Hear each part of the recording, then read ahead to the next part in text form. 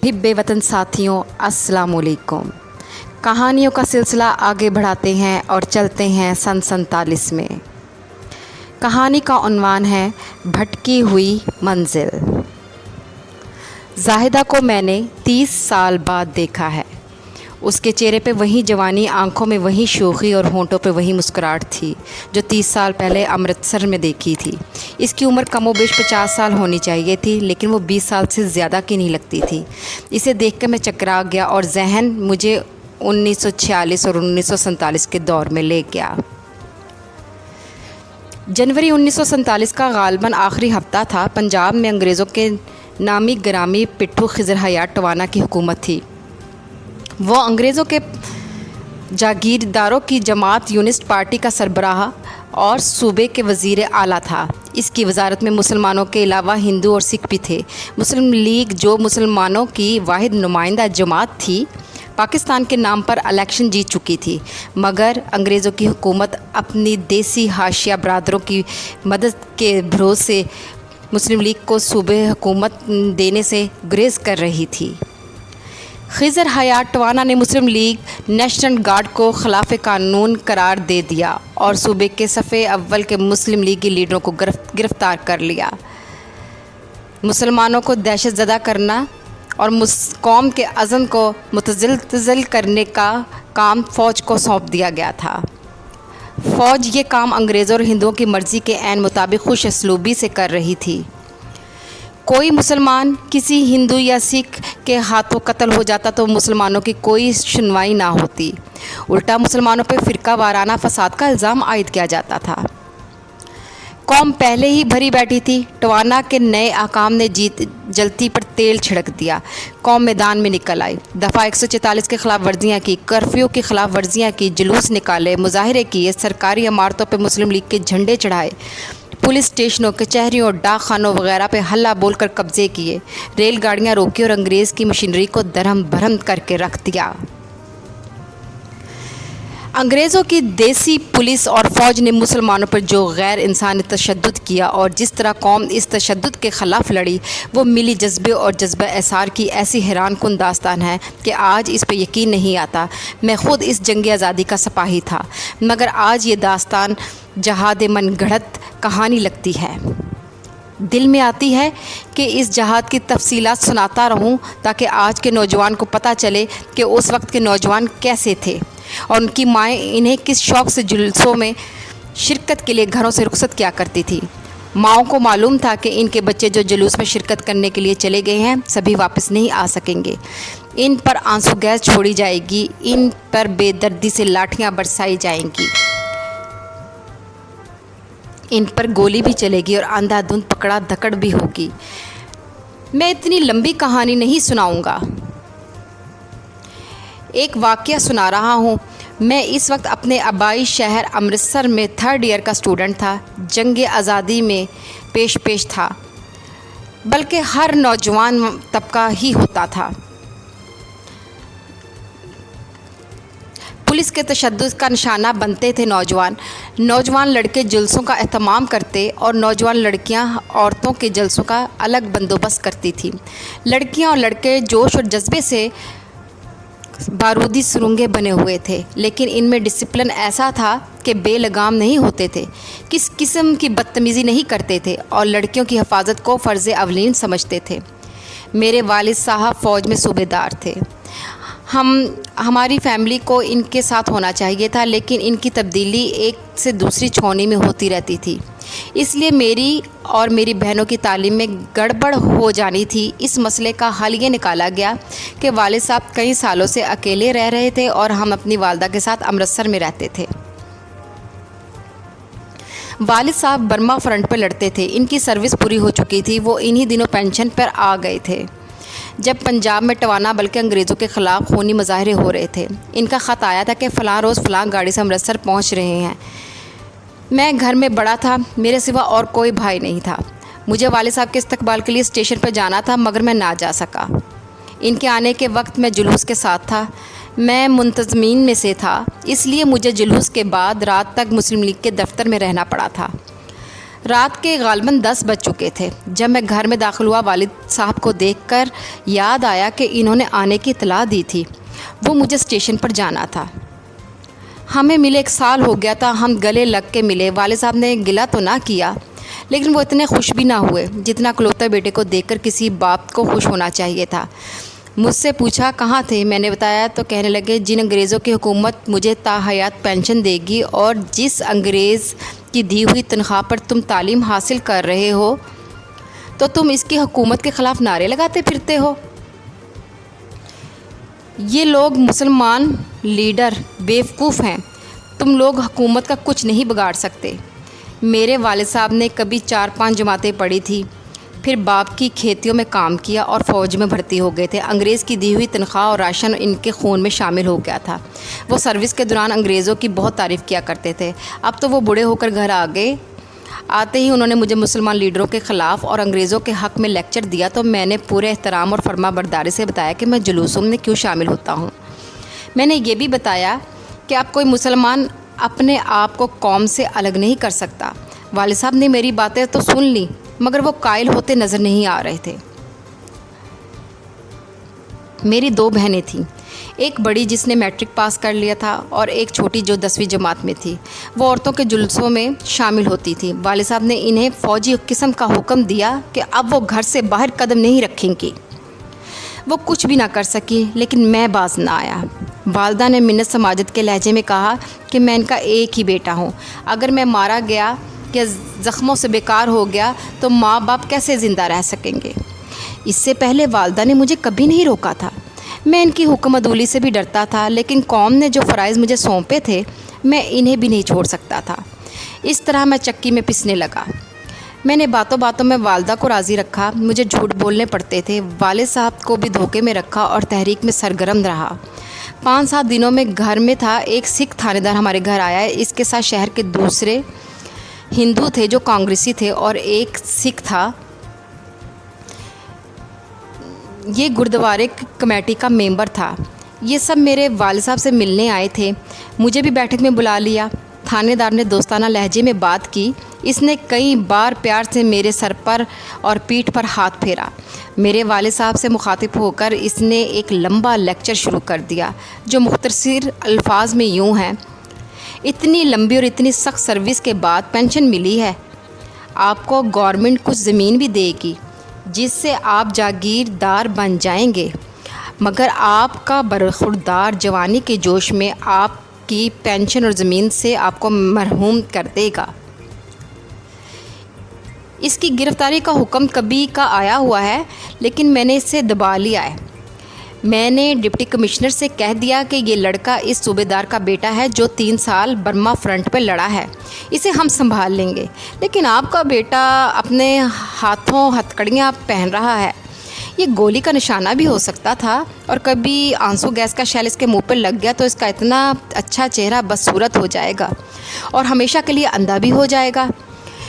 اس نقصان کے ساتھ آپ کے خاندان کو سب سے بڑا نقصان یہ ہوگا کہ آپ کی پینشن روک لی جائے گی اور آپ دیگر مراد کے بھی نااہل قرار دیے جائیں گے۔ اس نے بات ختم کی تو ہندو اور سکھ لیڈر باری باری بولے۔ ان کا انداز ایسا تھا جیسے انہیں ملک آزادی کے ساتھ اتنی دلچسپی نہیں تھی جتنی ہمارے خاندان کی بہتری کے ساتھ ہے۔ انہوں نے والد صاحب کو نہایت پیار سے لہجے سے اور گہرے دوستانہ طریقے سے وہی دھمکیاں دی جو سکھ تھانے دار دے چکا تھا۔ میرے والد صاحب پر گہرا اثر ہو رہا تھا، ان کی زبان جیسے بند ہو گئی تھی، وہ ڈر گئے تھے۔ میں بھی چپ بیٹھا رہا، لیکن میری خاموشی کا باعث ڈر نہیں تھا، بلکہ یہ ان کی باتیں اور یہ دھمکیاں اور مسلمان لڑکوں کو جلسوں اور سیاسی سرگرمیوں سے ہٹانے کا یہ طریقہ میرے لیے نیا نہیں تھا۔ یہ لوگ لڑکوں اور لڑکیوں کے باپوں کے پاس جاتے اور انہیں ڈراتے تھے، لڑکے سناتے رہتے تھے، لیکن اللہ ان تمام باپوں کو جو اللہ کے پیارے ہو گئے ہیں غریق رحمت کرے۔ ان میں بہت کم ایسے تھے جو ڈرتے تھے۔ باپ خود جنگ آزادی میں شریک تھے۔ میرے والد صاحب چونکہ فوجی تھے اس لیے ڈر گئے۔ انہیں پینشن بھی عزیز تھی اور اپنا اکلوتا بیٹا بھی عزیز تھا۔ وہ چونکہ سیاسی میدان سے بہت دور رہے تھے اس لیے قوم کے مسائل اور قوم کے دشمنوں سے واقف نہیں تھے۔ میرے والد صاحب میرے پاس بیٹھ کے اور کہنے لگے کہ میری باتیں غور سے سننا بیٹا، والد صاحب ایسی آواز میں بولے جس میں فوجی دبدبا نہیں تھا۔ اس آواز میں پیار تھا، شفقت تھی اور اس میں کچھ التجا کا رنگ بھی تھا۔ انہوں نے کہا، میں تمہارے مقابلے میں ان پڑھ ہوں۔ یہ میری خواہش تھی کہ میں اپنی اولاد کو اعلیٰ تعلیم دلاؤں گا اور اونچے رتبے حاصل کرنے کے قابل بناؤں گا۔ خدا نے مجھے ایک ہی لڑکا دیا، میں نے تمہیں تعلیم دلائی، تمہاری ایک بہن کو 10 جماعتیں پاس کرائی، چھوٹی 10ویں میں پڑھ رہی ہے، اس لیے اتنا ہی کافی ہے، تمہیں ایم اے ضرور کراؤں گا۔ تم نہیں جانتے کہ میرے ساتھ فوجی اپنے بال بچوں کو اپنے ساتھ رکھتے اور جہاں تبدیلی ہوتی انہیں ساتھ لے جاتے ہیں۔ انہیں اپنے آرام کا خیال زیادہ ہوتا ہے، وہ بچوں کو تعلیم کا خیال نہیں رکھتے تھے، نہ ضرورت سمجھتے تھے۔ ان کے بیٹے جوان ہو کر فوج میں بھرتی ہو جاتے ہیں، لیکن میں تمہیں تعلیم دلانے کے لیے تم سب کو امرتسر میں رہنے دیا اور خود لنگر کی روٹیاں کھاتا رہا۔ میں نے پیٹ باندھ کر پیسہ بچایا اور اپنا آرام قربان کر دیا۔ میں نے تمہاری خاطر اپنی کوئی حیثیت نہ رہنے دی، جلدی ترقی حاصل کرنے کے لیے اپنے کام پر پوری توجہ دی اور افسروں کو خوش کرنے کے لیے میں نے خوشامد اور بھنگیوں جیسی غلامی کا طریقہ اختیار کیا۔ میں جب نائک اور حوالدار تھا تو میں نے صوبے داروں اور جمع داروں کے کوارٹروں میں جا جا کر ان کے ذاتی کام کیے، چغلیاں کی، جی حضوری اتنی کی کہ آج مجھے بیان کرتے شرم آتی ہے۔ اس بے ایمانی نے مجھے جمع داری اور پھر صوبے داری دی۔ انگریز افسروں کے آگے میں نے صرف سجدے نہیں کیے، باقی کوئی کسر نہیں چھوڑی۔ یہ سب اپنی اولاد کے بہتر مستقبل کے لیے کیا۔ پھر جنگ عظیم شروع ہوئی، میں یونٹ کو برما فرنٹ پہ بھیجا گیا۔ تم سمجھ سکتے ہو کہ برما فرنٹ کیسا تھا۔ موت کا خطرہ تو ہر وقت رہتا تھا، لیکن زیادہ خطرہ بیماری کا تھا۔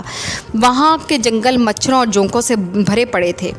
وہ دوبارہ سخت بیمار ہوا، 2 بار سخت بیمار ہوا، دونوں بار ملیریا کا حملہ ہوا تھا۔ میں بہت کمزور ہو گیا تھا۔ میں تمہیں جو خط لکھتا رہا اس میں اپنی بیماری کا ذکر تک نہیں کیا، یہی لکھا، میں بالکل خیریت سے ہوں کہ تم لوگ پریشان نہ ہو۔ اتنی سخت بیماری کے بعد مجھے چھٹی لینی چاہیے تھی، لیکن میں نے انگریز افسروں کو خوش کرنے کے لیے چھٹی نہ مانگی۔ دوسری بیماری کے بعد فرنٹ پہ گیا تو میری ٹانگ میں گولی لگ گئی، خون اتنا نکل گیا کہ میں بے ہوش ہو گیا۔ مجھے بے ہوشی کی حالت میں اٹھایا گیا اور چیٹا گانگ بھیج دیا گیا۔ والد صاحب نے مجھے اپنی ٹانگ دکھائی اور ان دنوں ان کے دونوں طرف زخموں کے بڑے ہی بھدے نشان تھے۔ انہوں نے کہا، میں تمہیں اطلاع نہ دی، ہسپتال سے خط لکھا تو اس میں خیریت لکھی۔ میرا ایک دوست میرے وارڈ میں تھا، اس نے ایک روز میرے ساتھ افسوس کیا، مجھے گولی لگ گئی ہے۔ میں نے اسے کہا کہ اپنے بیٹے کے مستقبل کے لیے میں ایسی گولی سینے میں بھی کھانے کو تیار ہوں۔ میں نے یہ زخم بھی سہہ لیے۔ میں نے جو مصائب برداشت کی ہیں وہ تمہاری تصوروں میں بھی نہیں آ سکتے۔ یہ سب تمہاری تعلیم کی خاطر اور تمہاری بہنوں کے جہیز کی خاطر تھا۔ تمہاری بہنوں کا بوجھ تمہارے سر پر نہیں ڈالوں گا۔ میرے دل میں ایسی کوئی خواہش نہیں ہے کہ تم پڑھ لکھ کر اچھے رتبے کی نوکری کرو گے تو میرے اور اپنی ماں کے بڑھاپے کا سہارا بنو گے۔ میں تمہیں اپنے بڑھاپے کا سہارا نہیں بنا رہا۔ مجھے پینشن مل جائے گی، زمین موجود ہے، گورنمنٹ بھی دے گی۔ میرے لیے اور تمہاری ماں کے لیے یہ بہت ہے۔ میں نے اپنی جوانی، اپنا آرام تمہارے لیے تباہ کیا، مگر تم مجھے معلوم نہیں کس جرم کی سزا دے رہے ہو۔ کیا میں نے ساری عمر صرف اس لیے تباہ کی ہے کہ آخری عمر میں مجھے اپنے ہی بیٹے کے ہاتھوں روزی سے محروم کر دیا جائے گا؟ کیا میرا بیٹا مجھے یہ صلہ دے گا؟ والد صاحب کی آواز بھر آ گئی اور ان کی آنکھوں میں آنسو آ گئے۔ میں انہیں بہت کچھ کہنا چاہتا تھا، بڑا ہی لمبا لیکچر میرے دماغ میں آ گیا تھا۔ مجھے امید تھی کہ میری تقریر سن کر وہ اپنے خیالات بدل دیں گے اور مجھ پہ کوئی پابندی عائد نہیں کریں گے، لیکن ان کی باتیں سن کر اور ان کے آنسو دیکھ کر میرے دماغ میں کوئی لیکچر نہ رہا اور نہ کوئی تقریر۔ میرے والد صاحب فطرتاً خوش آمدی نہیں تھے، بزدل بھی نہیں تھے، وہ کسی کے آگے جھکنے والے نہیں تھے۔ برادری میں ان کا اچھا مقام تھا، دوسروں کو باتوں کے وزن سے اور ضرورت پڑے تو روب سے بھی دبا لیا کرتے تھے۔ اس شخص نے میری خاطر افسروں کی خوش آمدی کی اور سر جھکائے رکھا۔ مجھے والد صاحب کی وہ عمر یاد آئی جب میں بچہ تھا۔ ان کے چہرے پہ جوانی کی رونق تھی، جسم بھرا ہوا تھا، مگر اب ان کا چہرہ برما فرنٹ نے، ملیریا کے حملوں نے اور کمزوری نے، برما جیسے پہاڑی جنگلاتی علاقے کی جنگ نے چوس لیا تھا۔ جسم میں میرے بچپن کے دور والی طاقت نہیں رہی تھی۔ انہوں نے یہ قربانی میرے لیے اور میری بہنوں کے لیے دی تھی۔ ان کے لہجے میں التجا کا رنگ اور آنکھوں میں آنسو دیکھ کر میں نے اپنے آپ سے کہا، میرے باپ نے میرے لیے ہندو، سکھ، عیسائی اور انگریز افسروں کی خوشامد کی ہے اور ان کی خوشنودی کے لیے جانے کیسے گھٹیا کام کیے۔ یہ باپ اپنے بیٹے کی خوشامد نہیں کرے گا۔ میں اس باپ سے کہوں گا کہ مجھے حکم دو۔ ابا جی، میں نے کہا میں آئندہ کسی جلوس میں شریک نہیں ہوں گا۔ اتنی سی ضرور کہوں گا، دوسرے مسلمانوں کو نہیں تو اپنے برادری کے رویے کو ضرور دیکھ لینا۔ میں آپ کی حکم عدولی نہیں کروں گا، مگر مجھے ڈر یہ ہے کہ برادری آپ کو انگریزوں کا پٹھو کہہ کر آپ کے ساتھ قطع تعلق کر لے گی۔ اس وقت قوم انگریزوں کے بہت بڑے پٹھو خضر حیات ٹوانا کے خلاف لڑ رہی ہے۔ والد صاحب نے کوئی جواب نہ دیا۔ ان کے چہرے پر اسی خوشی نے رونق پیدا کر دی کہ ان کے بیٹے نے ان کا حکم مان لیا۔ میں نے دل پہ صحیح معنوں میں بہت بھاری وزن رکھ لیا تھا۔ مجھے معلوم تھا کہ میں اپنے ساتھیوں کو منہ نہیں دکھا سکوں گا، وہ مجھے ڈھونڈیں گے اور میں چھپتا پھروں گا۔ میرے نوجوان ساتھیوں پر لاٹھیاں برس رہی ہوں گی، ان پر گولیاں چل رہی ہوں گی اور میں گھر میں چھپ کر عورتوں کی طرح آنسو بہایا کروں گا۔ میں دل میں دعا مانگنے لگا، خدایا میرے والد صاحب کے دل میں وہی شمع جلا دے جو میرے دل میں جل رہی ہے۔ میں نے 4 روز گھر میں قید رہ کر گزارے۔ دوبارہ میرے ساتھی گھر آئے۔ میرے کہنے پہ میرے والد صاحب نے انہیں کہا لاہور چلا گیا ہے۔ 2-3 لڑکیاں بھی آئیں جنہیں میں نے نہ دیکھا، میری بہنوں کے پاس بیٹھ کر چلی گئیں۔ یہ لڑکیاں یہی معلوم کرنے آتی تھیں کہ میری بہنیں باہر کیوں نظر نہیں آتی اور کہاں غائب ہو گئی ہیں۔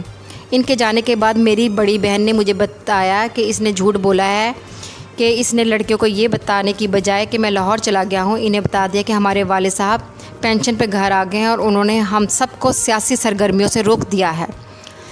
اس سے اگلے روز کا واقعہ ہے۔ میں دوپہر کا کھانا کھا کر اپنے کمرے میں لیٹا اور میری آنکھ لگ گئی۔ تھوڑی ہی دیر بعد میری آنکھ کھل گئی۔ دل بوجھل تھا۔ آنکھ کسی عورت کی اونچی باتوں سے کھلی اور میرے ساتھ والے کمرے میں بول رہی تھی۔ میں نے دونوں دروازوں کے درمیان والے دروازے کے ساتھ کان لگایا۔ آواز تو میں نے سن رہا تھا، میں اسے پہچاننے کی کوشش کر رہا تھا۔ میں نے پہچان لیا، یہ ایک نوجوان لڑکی زاہدہ کی آواز تھی۔ اس وقت وہ 2nd ایئر کی طالبہ تھی اور تقریر کرنے کی ماہر تسلیم کی جاتی تھی۔ عورتوں کے جلسوں کی ابتدا سے ہی تھی، نوجوان لڑکیوں کو بھی باہر وہیں لائی تھی۔ یہ الگ بات ہے کہ اس کے کارنامے کا سہرا 4 بڑی بیگموں نے اپنے سر پہ سجا لیا تھا۔ اس کے پیچھے دراصل زاہدہ اور اس کے 4-5 سہیلیوں کا ہاتھ تھا۔ حقیقت یہ ہے کہ میدان عمل میں کودنے کا کارنامہ ہر اس خاتون کا کارنامہ ہے جو گھر سے نکل آئی اور مردوں کے دوش بدوش برطانوی استبداد کے خلاف لڑی۔ زاہدہ شاید بہت دیر سے میرے والد صاحب سے ہم کلام تھی۔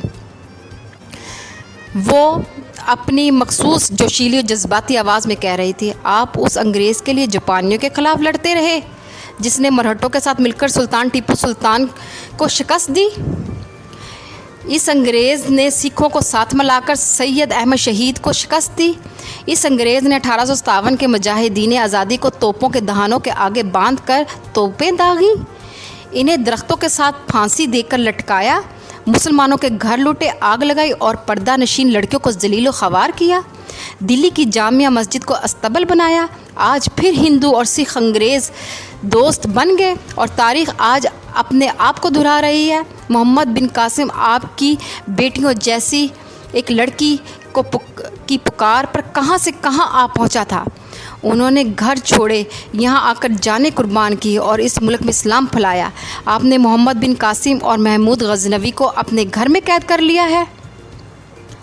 زاہدہ کی آواز جذبے اور جوش اور جذبات کی شدت سے کانپنے لگی تھی۔ وہ کہہ رہی تھی، آپ ان ہندوؤں اور سکھوں کی دھمکیاں سن کر ڈر گئے جو صدیوں ہمارے آباء و اجداد کے غلام رہے ہیں۔ آپ کو انگریز کے حکم پر جان دینا زیادہ اچھا لگا۔ جس رسول صلی اللہ علیہ وآلہ وسلم کا آپ کلمہ پڑھتے ہیں، اس کے جہاز سے آپ اپنے بیٹے کو روک رہے ہیں۔ آپ صرف اس لیے مسلمان کہلاتے ہیں کہ آپ مسلمان باپ کے گھر پیدا ہوئے تھے۔ آپ اسلام کے چہرے پہ بدنما داغ ہیں۔ چھوڑیں اس مذہب کو، ہندو یا سکھ ہو جائیں۔ میں نے یہ جو 2 چوڑیاں پہن رکھی ہیں یہ آپ پہن لیں۔ میں غیرت نہیں، آپ بزدل ہیں۔ آپ کی رگوں میں سومناتھ کے پجاریوں کا خون دوڑ رہا ہے۔ مجھے دیکھیں، آپ کی بیٹی ہوں، باہر سڑکوں پر، بازاروں پہ اور مجھ جیسی لڑکیوں کو دیکھیں، آپ مرد کہلانے کے قابل نہیں۔ کرائے کی لڑائی لڑ کر آپ سینہ چوڑا کر پینشن پر آ گئے ہیں۔ ٹیپو شہید کے یہ الفاظ آپ کے کانوں میں نہیں پڑے کہ شیر کی ایک دن کی زندگی گیدڑ کی 100 سالہ زندگی سے بہتر ہوتی ہے۔ آپ گیدڑوں کی طرح زندہ رہیں، پینشن کھائیں اور انگریزوں کی عطا کی ہوئی جاگیر کا اناج کھائیں۔ میرا خون کھول رہا تھا۔ میں نے اپنے والد صاحب کو جانتا تھا، وہ فوج میں خوش آمدی رہے ہوں گے، لیکن برادری میں کسی کو سر نہیں اٹھانے دیتے تھے۔ میرے دل میں یہ ڈر پیدا ہو گیا کہ والد صاحب زاہدہ کا بازو پکڑ کر باہر نکال دیں گے۔ زاہدہ کی آواز غسیلی اور پہلے سے زیادہ جذباتی ہوتی جا رہی تھی۔ میرے والد صاحب کی ہلکی سی ہوں اور ہاں بھی نہیں سنائی دے رہی تھی۔ زاہدہ نے کہا، آپ تاریخ پڑھ لیں، قوم کو جب بھی شکست ہوئی ہے آپ جیسے غداروں کے ہاتھوں ہوئی ہے۔ آپ جیسے مسلمانوں نے اپنی بیٹیوں کو کفار کے ہاتھوں بے آبرو کرایا، خدا آپ کو کبھی نہیں بخشے گا۔ اور زاہدہ تڑاک تڑاک قدم اٹھاتی کمرے سے نکلی اور چلی گئی۔ دروازہ ہٹا کر پلنگ پر میں لیٹ گیا۔ والد صاحب میرے کمرے میں آ گئے۔ جبار، والد صاحب نے مجھ سے پوچھا، یہ لڑکی کون ہے اور تمہیں کس طرح جانتی ہے؟ کون سی لڑکی ابا جی؟ میں نے اٹھ کر انجان بنتے ہوئے کہا، میں تو سویا ہوا تھا۔ تمہاری بہنیں اسے جانتی ہیں؟ والد صاحب نے کہا، اس کا نام زاہدہ ہے۔ میں نے والد صاحب کو بتایا کہ زاہدہ کون ہے اور کیا کرتی ہے۔ میں نے تفصیل بتا کر یہ بھی کہہ دیا کہ آپ اس کے والد صاحب سے ملیں اور اپنی اس بیٹی کا نام فخر سے لیا کرتے ہیں، اس تحریک میں شامل ہونے سے نہیں روکتے بلکہ اس کی حوصلہ افزائی کرتے ہیں۔ ایسی بیٹی پر باپ کو فخر ہی کرنا چاہیے، والد صاحب نے کہا۔ میں حیرت سے والد صاحب کو دیکھنے لگا۔ وہ فوجی انداز سے کمرے میں ٹہل رہے تھے۔ وہ رک گئے اور میری طرف دیکھ کر فوجی لہجے میں بولے، جبار، تم اپنا کام جاری رکھو۔ کون سا کام ابا جی؟ یہیں جو تم باہر جا کر کیا کرتے تھے۔ والد صاحب نے کہا، اس لڑکی نے میرے ایمان کو جگا دیا۔ تم جلسوں جلوسوں میں جایا کرو۔ ان کے یہ الفاظ مجھے ساری عمر یاد رہیں گے۔ انہوں نے کہا، میں نے گیدڑوں کی طرح عمر گزار دی ہے، میں تمہیں گیدڑ نہیں بننے دوں گا۔ جاؤ، شیر بن کر دکھاؤ۔ والد صاحب نے مجھے حیران کر دیا۔ 2 روز بعد 2 ہندو لیڈر اور ایک سکھ ہمارے گھر آئے اور ان کے ساتھ سکھ تھانے دار نہیں تھا۔ ایک ہندو لیڈر نے بات شروع کی، کہنے لگے، آپ کے بیٹے کو ہم نے جلوسوں کے ساتھ بھاگتے دوڑتے دیکھا ہے، یہ گرفتار ہو جائے گا اور آپ کو معلوم ہے کہ آپ کو کیا کیا نقصان پہنچے گا۔ انہوں نے ہندوؤں کو اس سے آگے نہ بولنے دیا۔ وہ اٹھ کھڑے ہوئے اور تحمل سے بولے، لالا جی، آپ کا بہت مشکور ہوں، آپ نے مجھے بتا دیا کہ مجھے کیا نقصان اٹھانا پڑے گا، لیکن میں آپ کو اور اپنے بیٹے کو قوم سے الگ نہیں کر سکتا۔ جاپانیوں نے مجھے مارنے کی بہت کوشش کی تھی، میں ان کی گولی سے بچ نہیں سکا، لیکن مرا بھی نہیں۔ میں اگر انگریزوں کے لیے گولی کھا سکتا ہوں تو اپنی قوم کے لیے ہم باپ بیٹے اکٹھے گولی کھائیں گے۔ میں اپنے بیٹے کو نہیں روکوں گا۔ سرکار سے کہہ دو میری پینشن روک لے۔ اس کے بعد والد صاحب نے ان کی جو توہین کی، اسے یہ ہندو اور سکھ ساری عمر نہیں بھولیں گے۔ والد صاحب نے کہا، آپ میرے گھر سے تشریف لے جائیں۔ یہاں کے مسلمانوں کو پتہ چل گیا کہ میرے گھر ہندو اور سکھ آتے ہیں تو میری بے عزتی ہو جائے گی۔ بے شک میں نے والد صاحب کی اچھی طرح ذہن نشین کرایا کہ تحریک کا مقصد ہمارا پروگرام کیا ہے، لیکن میں نے اسے زاہدہ کے کارناموں کا کیا کہوں گا کہ والد صاحب کے خیالات ہی بدل دیے۔ ان ہندو اور سکھوں لیڈروں کے یہ سلوک کر کے والد صاحب نے مجھے شیر بنا دیا۔ زاہدہ مجھ سے پوچھا کرتی تھی کہ اب ابا جی روکتے تو نہیں؟ زاہدہ نے کئی پتھروں کو موم کیا اور دبی ہوئی چنگاریوں کو شعلہ بنا دیا تھا۔ ٹوانا وزارت کے خلاف جو ہنگامہ خیز تحریک چلی تھی، اس کا مرکز لاہور تھا۔ حکومت مظاہرین پر دل کھول کر تشدد کر رہی تھی۔ ایک روز ہمیں امرتسر میں اطلاع ملی کہ لاہور کے مار روڈ پر عورتوں کے جلوس پر آنسو گیس پھینکی گئی ہے اور لاٹھی چارج بھی کیا گیا ہے۔ کئی عورتوں کو پولیس گھسیٹ کر لے گئی ہے۔ ان دنوں پنجاب کے اخبار پر سینسر عائد تھا۔ ان جلسوں اور مظاہروں کی کوئی خبر تصویر یا شائع نہیں ہوتی تھی۔ ہر جگہ یہ مسلم لیگ کے ورکروں کا انتظام تھا کہ وہ خبر نامہ سائیکلو سٹائل کر کے دستی ہر شہر اور قصبے میں پہنچا دیا کرتے تھے۔ صوبے کے باہر کے مسلمان اخبار یا خبریں چھاپ دیا کرتے تھے۔ امرتسر لاہور سے دور نہیں تھا۔ لاہور کی خبر اسی رات امرتسر پہنچ جاتی تھی۔ اب لاہور سے خبر آئی کہ عورتوں کے جلوسوں پر پولیس نے تشدد کیا ہے تو امرتسر کے مسلمان آگ بگولا ہو گئے۔ ہم سب نعرے لگانے لگے، چلو لاہور چلو، چلو چلو لاہور چلو۔ مجھے یاد نہیں رہا کہ ہمیں مسلمان لیگ کے مقامی دفتر سے لاہور جانے کا حکم ملا تھا۔ ہم نوجوان جوش میں خود ہی لاہور چل پڑے اور اس وقت کے نوجوان ڈسپلن اور احکام کے اس قدر پابند تھے کہ از خود کارروائی کرنے کی کسی کی جرت نہیں ہوتی تھی۔ شاید ہم نے کسی لیڈر نے حکم دیا تھا کہ لاہور میں پولیس نے خواتین پر تشدد کیا ہے، اس کے جواب میں اس سے زیادہ ہنگامہ خیز کارروائی کی جائے۔ ان دنوں لاہور میدان جنگ بنا ہوا تھا۔ سرکاری عمارتوں دفتروں پہ مسلم لیگ کے جھنڈے چڑھائے جا رہے تھے۔ لاہور کی فضا آنسو گیس سے بوجھل اور اشکبار تھی۔ سڑکوں پہ خون عام سی بات تھی۔ نوجوان لاپتہ تھے، جیلیں نوجوانوں سے اٹ گئی تھیں۔ صاف نظر آ رہا تھا کہ انگریز کی حکومت کے پاؤں اکھڑ رہے تھے۔ فرنگی قدم جمانے کے لیے تشدد میں بے رحمی سے اضافہ کر رہا تھا۔ ہندو لیڈروں کا یہ دعویٰ پارا پارا ہو چکا تھا کہ ہندوستان ایک قوم ہے اور مسلمان الگ قوم نہیں۔ مسلمانوں نے قہر و غضب سے اور خون کے نظاروں سے ثابت کر دیا کہ ہندوستان میں مسلمان الگ قوم ہے اور اسی ملک میں الگ مملکت بنا کر رہیں گے۔ میں اس روز کا واقعہ سنا رہا تھا جب ہم لاہور آئے تھے۔ دن کے پچھلے پہر میں بہت بڑے جلوس کا پروگرام تھا۔ اچانک جلوس کے ہرا دل نے سیکریٹریٹ کے گیٹ پر ہلا بول دیا۔ گیٹ بند تھا۔ اس وقت بھی یہ گیٹ ایسا ہی تھا جیسا آج ہے۔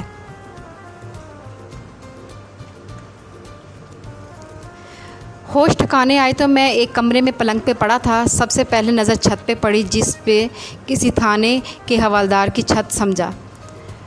یہ جیل خانہ نہیں ہو سکتا۔ مجھے اپنے پاس آوازیں سنائی تھی۔ میں نے دیکھا 2 آدمی میرے قریب کھڑے آپس میں باتیں کر رہے تھے۔ میری کھلی ہوئی آنکھیں دیکھ کر مجھ سے پوچھنے لگے کہ میں کیسا ہوں۔ میری گردن اور کندھے اکڑے تھے۔ یہ لاٹھی کے آہنے حصے کی ضرب تھی جس نے ریڑھ کی ہڈی کو سن کر دیا تھا۔ مختصر یہ کہ جب لاٹھی کی ضرب سے گرا تو زاہدہ اور 2 لڑکیوں کے ساتھ کہیں قریب ہی تھا اور ان لڑکیوں نے مجھے اتفاق سے دیکھ لیا۔ بے ہوشی سے پہلے مجھے گھسیٹنے والا ہاتھ زاہدہ کا تھا۔ ان 3 لڑکیوں نے مجھے وہاں سے گھسیٹا، کچھ اٹھایا، پھر لاہور کے 2-3 لڑکے ان کے ساتھ مل گئے اور اس طرح مجھے میدان جنگ سے محفوظ مکان کی طرف لے گئے۔ مجھے یہ 2 حضرات جو میرے پاس بیٹھے تھے اپنے گھر لے گئے تھے۔ یہ مکان پرانا انارکلی کے بلائی منزل پر تھا۔ آج تک ان 2 حضرات کو ڈھونڈ رہا ہوں، مجھے نہیں مل سکے۔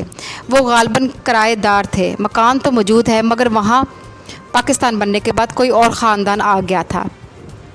زاہدہ اور اس کی سہیلیوں کی آنکھیں آنسو گیس سے سوجی ہوئی تھی۔ تینوں کے بعد تمام لڑکے اور لڑکیاں آ گئے تھے۔ سب کی حالت بالکل ایسی تھی جیسے محاذ سے آئے ہوں۔ آنکھیں سب کی سوجی ہوئی تھی۔ زاہدہ اور ان کی 2 سہیلیوں کی آنکھیں جنہوں نے مجھے اٹھایا اور محفوظ مقام تک پہنچایا تھا، اگلے روز سوجن اور جلن سے تقریباً بند ہو گئی تھی۔ وہ دوسرے دن بھی کھانس رہی تھی۔ گیس کا زیادہ تر حصہ انہوں نے وصول کیا تھا۔ یہ تھی جنگ آزادی کی مار کا آرائیاں۔ آج ہم کسی کو سناتے ہیں تو جھنپ جاتے ہیں۔ آج کی نسل انہیں افسانے سمجھتی ہے۔ میرے والد صاحب نے مجھے دیکھا تو باپ کی حیثیت سے وہ فکر مند ہوئے اور پریشان ہو گئے، لیکن امرتسر کے مسلمانوں کی حیثیت سے ان کا رویہ وہی تھا جو امرتسر کے دوسرے مسلمانوں کا تھا۔ ان کا جذبہ امڈ آئے اور والد صاحب نے خود بھی تحریک کی سرگرمیوں میں شامل ہونے کو تیار ہو گئے، مگر ہمارے لیے، میرے زاہدہ اور اس کی سہیلیوں کے لیے لاہور کا مارکا آخری مارکا ثابت ہوا۔ مجھے کندھوں کی چوٹ نے اور ان لڑکیوں کو گیس زدہ آنکھوں اور پھیپھڑوں نے کئی روز اٹھنے نہ دیا۔ ہم میدان میں آنے کے قابل ہوئے تو یہ خوشخبری سنی کہ ہم نے فتح حاصل کر لی اور خضر حیات ٹوانا کی وزارت مستعفی ہو گئی۔ ہماری جنگ اس انگریز نواز وزارت کے استعفے پر ختم ہونے والی نہیں تھی۔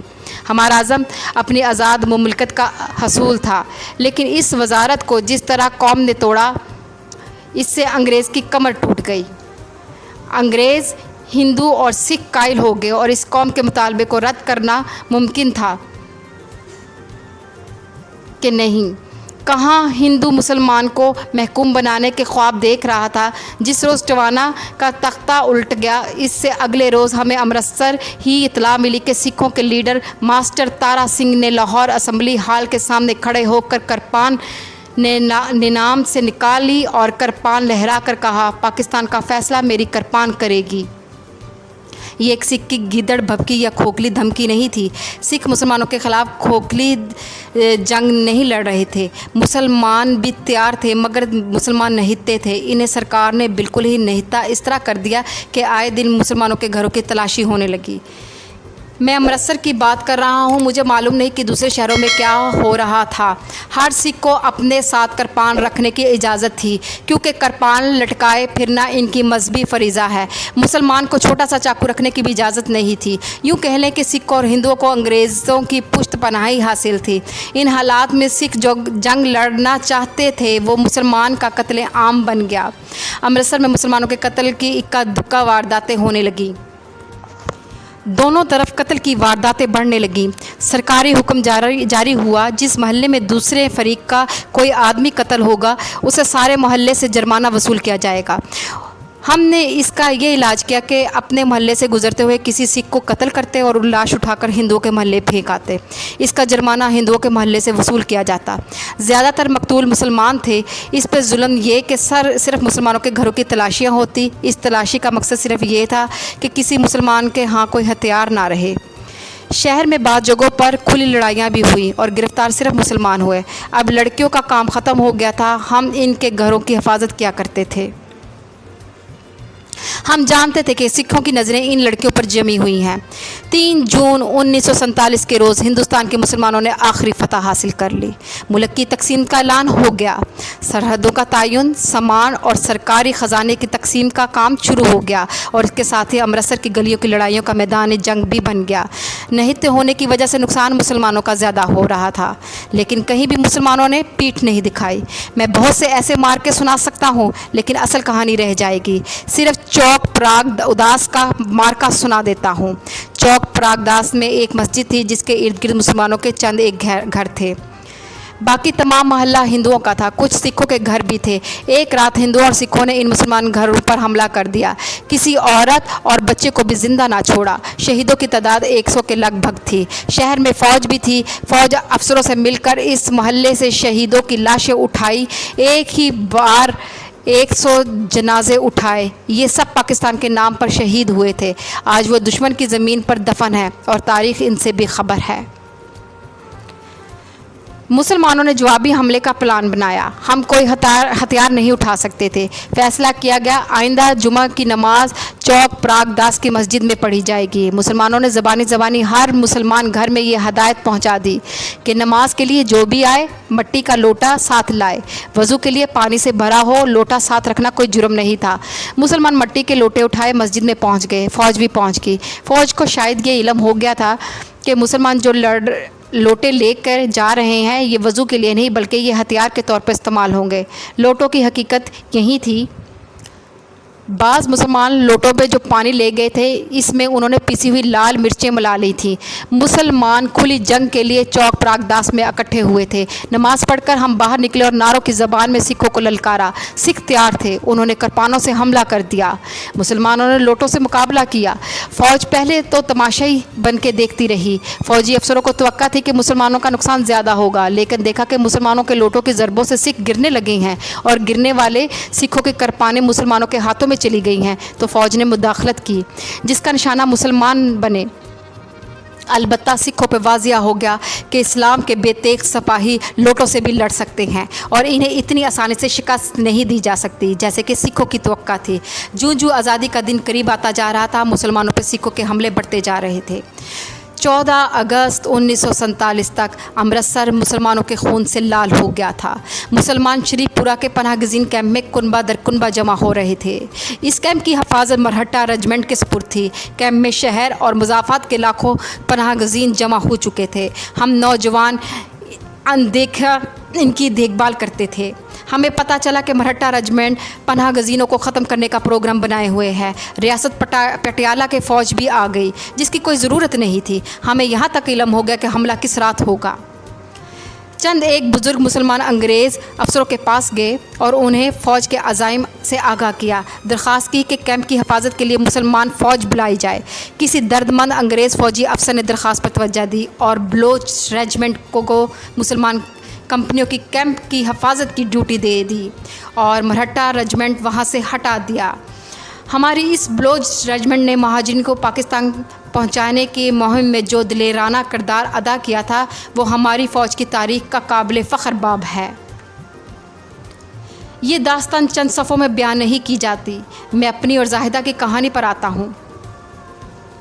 कैंप में जाहिदा से मुलाकात होती रहती थी।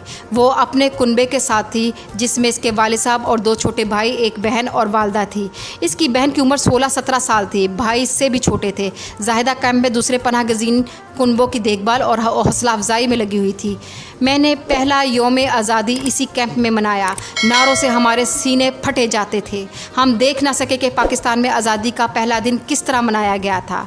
मैंने 14 अगस्त की सुबह जाहिदा को मुबारक देने जा रहा था। वो सामने से आ रही थी, मुझे देखकर दौड़ पड़ी और लोगों के हजूम में मुझसे बगलगीर हो गई। हम दोनों ने एक दूसरे को बाजों में जकड़े रखा। मुझे जाहिदा की सिसकियाँ सुनाई दी। वो रो रही थी। ये खुशी का रोना था और ये जज्बात की शिद्दत की इंतहा थी। इसके बाद जाहिदा को ना देख सका। हम कैंप से पाकिस्तान रवाना हो गए। ये सफ़र कैसा था? बड़ी लंबी और एक अलग रवाद है। जो काफ़िले बलोच रेजिमेंट की हिफाजत में आते थे वो खैरियत से लाहौर पहुंच जाते थे, और जो अज़ खुद चल पड़े वो लाशों और ज़ख्मियों के काफ़िले बन गए। हम लाहौर पहुंच गए। नई ज़िंदगी का आगाज़ हुआ। ठिकाना मिल गया, रोज़गार भी मिल गया, वालिद साहब को ज़मीन मिल गई और चंद सालों में हम अमृतसर से बेहतर ज़िंदगी बसर करने लगे। फिर मेरी शादी हो गई। वालिद साहब फौत हो गए। मेरी बहनें भी ब्याही गईं। हमारी अगली नस्ल पैदा हो गई और आज जवान है। मैं वालिद साहब की तरह बूढ़ा हो गया हूँ। इस साल 1977 के उन दिनों का जिक्र है जब कॉलेज के दाखिले हो रहे थे। मेरी बेटी ने दाखिला ले लिया। एक रोज़ मेरे कमरे में आई, कहने लगी, अब्बा जान, एक लड़की मेरे साथ मैट्रिक किया है, पढ़ने का शौक़ है, लेकिन गुर्बत की वजह से आगे नहीं पढ़ सकती और दाखिला फ़ीस नहीं है। आप बहुत सी लड़कियों की फ़ीस देते हैं, इस माह इसकी फ़ीस दे दें। अपनी बच्ची का ये जज्बा मुझे पसंद आया। मैं इसकी हौसला शिकनी नहीं करना चाहता था। मैंने उससे कहा उसे ले आना, मैं दाखिला फ़ीस अभी इब्तदाई फ़ीस दे दूँगा। मेरी बेटी ने बताया कि वो हमारे घर में बैठी है। वो खुशी से दौड़ती गई और इस लड़की को मेरे कमरे में ले आई। मैंने इस लड़की को देखा तो उछल कर उठा। मेरे मुँह से निकला, जाहिदा? वो जाहिदा ही थी।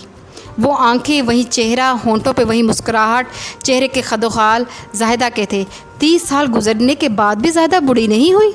अभी जाहिदा की उम्र कमोबेश 50 साल होनी चाहिए थी। 2-3 सेकंड के लिए तो मेरा दिमाग मौफसा हो गया। मेरे मुँह से जाहिदा का नाम सुनकर मेरी बेटी और ये लड़की मुझे हैरत से देख रही थी। मैंने अपनी हमाकत पे काबू पा लिया। तुम्हारी माँ का नाम क्या है? मैंने लड़की से पूछा। जाहिदा, लड़की ने जवाब दिया। माँ ने कभी तुम्हें बताया है कि वो अमृतसर की रहने वाली थी? मैंने पूछा। जी, लड़की ने जवाब दिया। वो हमें अमृतसर की बहुत सी कहानियाँ सुनाया करती हैं। तुम कहाँ रहती हो? लड़की ने एक अहाते का नाम लिया जिसमें 1-2 कमरों के मकानों में वो गरीब लोग रहते हैं जो चंद 15 रुपये माहवार से ज़्यादा किराया नहीं दे सकते। मैंने अपने आप से कहा, किराया जाहिदा कोई और होगी, वो अहातों में रहने वाली लड़की नहीं थी। मैंने दिल में दुआ की कि ये जाहिदा कोई और हो। मैंने लड़की के दिल से दाखिले की फ़ीस का बोझ उतार दिया। मैंने अपने ज़िम्मे ले लिया और इस लड़की के साथ इसके घर चल पड़ा। अपनी बेटी को भी साथ लिया। आता वहीं से दूर था।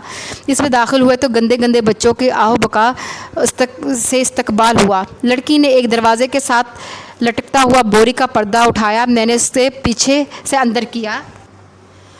वो जाहिदा ही थी। बाल कुछ सफ़ेद हो गए थे, आंखों का सहर मानद पड़ गया था, चेहरे पे गुर्बत की परछाइयाँ थी और उसके कपड़े बिल्कुल मामूली थे। हम दोनों ने एक दूसरे को फ़ौरन पहचान लिया। इसका खामिद घर नहीं था। 30 साल पहले शरीफपुरा कैंप में वो 14 अगस्त की सुबह जिस तरह मुझसे बगलगीर हुई, उसी तरह दौड़कर मेरे साथ लिपट गई। मैंने उसे बाजुओं में दबोच लिया और मुझे इसकी सिसकियाँ सुनाई दी, मगर ये सिसकियाँ 30 साल पहले की तरह खुशी की नहीं थी। वो जी भर कर रोई। हम जब एक दूसरे के सामने बैठे तो उसने आंसू पूछकर कहा, बाप नहीं रहा, माँ नहीं रही, भाई नहीं रहे, बहन नहीं रही, किसके गले लग कर रोती, खुदा ने तुम्हें भेज दिया। 30 सालों के रुके हुए आंसू बह गए हैं। इसने कहा, जब्बार, तुमने महसूस किया होगा पाकिस्तान हमारी मंजिल थी, मगर मंजिल भटक गई है। हाँ जाहिदा, मैंने कहा, मंजिल अपने मुसाफिरों को और मुसाफिर खिज़रे राह को ढूंढ रहे हैं। जाहिदा ने अमृतसर शरीफपुरा कैंप गुज़ीन से पाकिस्तान पहुंचने तक की जो तफसील सुनाई, वो अगर पाकिस्तान के परचम सुने तो सरनगू हो जाए। जाहिदा का ख़ानदान उन बदकिस्मत ख़ानदानों में से था जो घबराकर और कैंप की गैर यकीनी सी सूरत हाल से तंग आकर अपने तौर पर काफ़िले की सूरत पैदल ही चल पड़ा। इन्हें बलोच रेजिमेंट का इंतज़ार करना चाहिए था, लेकिन लाखों इसी बेघर और हरासा हजूम में अफवाहें जो फैलती हैं, इनसे पनाह गज़ीन और ज़्यादा खौफज़दा होते और इनमें कुछ तादाद भेड़ बकरियों की तरह लाहौर की तरफ उठ जाती। इनमें से बहुत कम ऐसे खुशकिस्मत थे जो लाहौर तक ज़िंदा पहुँचे। जाहिदा के काफ़िले पर सिखों ने हमला कर दिया। इसकी तफसील सुनाते हुए जाहिदा की आवाज़ 30 साल बाद भी कांपने लगी। काफ़िला खेतों में बिखर गया। जाहिदा किसी जगह छुप गई और महाजरीन की चीखों पुकार सुनती रही। उसे अच्छी तरह नज़र आया था कि इसकी छोटी बहन को एक सिख कंधे पे डाले ले जा रहा था। फिर रात ने इस खूनी मंजर पे पर्दा डाल दिया। जाहिदा लड़ने से डरने वाली लड़की नहीं थी, लेकिन वो लड़की थी। इसने अपनी बहन के अलावा कई लड़कियों की चीखें सुनी थी। वो अपने इस अंजाम से के डर से छुपी रही, रोती रही, कांपती रही। दूसरे दिन का सूरज गरूब हो रहा था जब जाहिदा पाकिस्तान की सरहद में दाखिल हुई। इसे वाल्टन पनाह गज़ीन कैंप को ले जाने लगे तो इसने ये वजह बताकर जाने से इनकार कर दिया कि अपने कुनबे को तलाश करेगी। वाहगा के करीब क़यामत का मंजर था। माएँ बच्चों को और बच्चे माँओं को ढूंढते फिर पुकारते रोते फिर रहे थे। ज़ख्मी आ रहे थे, लाशें आ रही थी। लोग इन्हें पहचानते और अपने अजीज़ों को ढूंढने के लिए लाशों पर टूट पड़ते। हर कोई हर किसी से कुछ ना कुछ पूछ रहा था।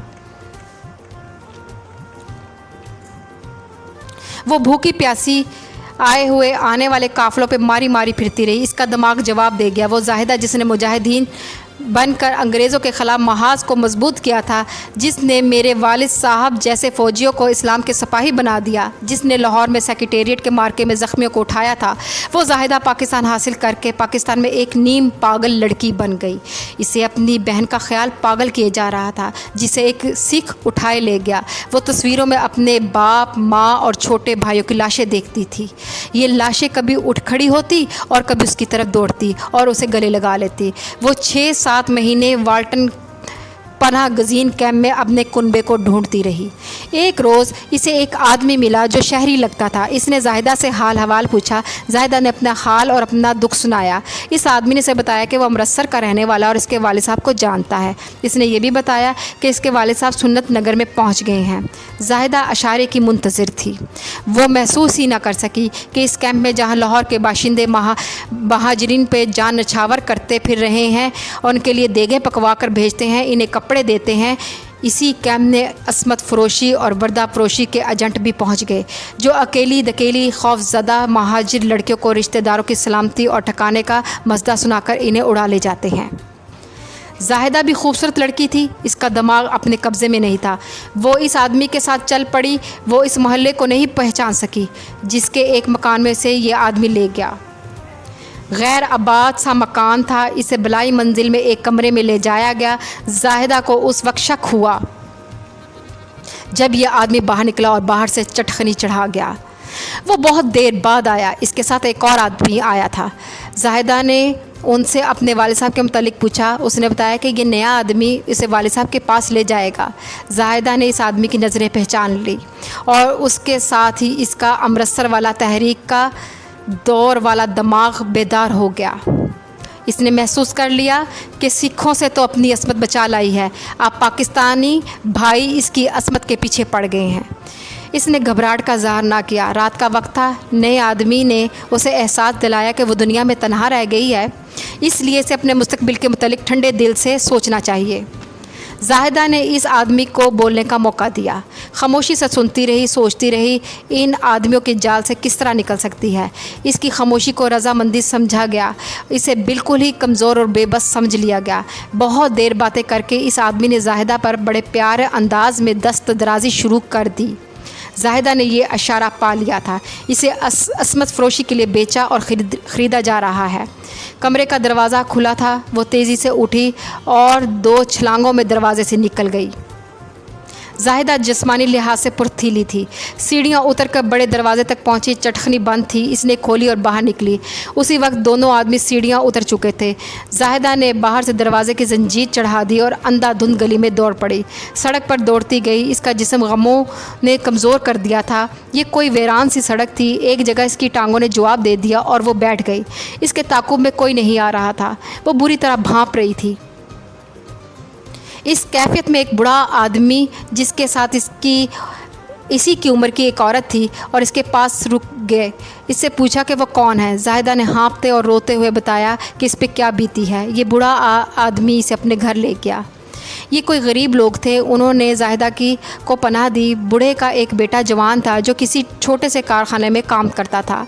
बूढ़ा जाहिदा को रेफ्यूजी कैंप में ले जाने को कह रहा था, लेकिन जाहिदा की ज़हनी हालत ऐसी हो गई थी जैसे पाकिस्तान बनने से पहले जाहिदा मर गई हो। उसे इस हादसे ने ज़हनी तौर पर मफलूज कर दिया जिसमें पाकिस्तान के लिए इसने जान की बाजी लगाई थी और जिस पाकिस्तान की खातिर इसका पूरा कुनबा कुर्बान हो गया और बहन अगवा हो गई। इस पाकिस्तान में इसकी असमत नीलामी पर रखी गई।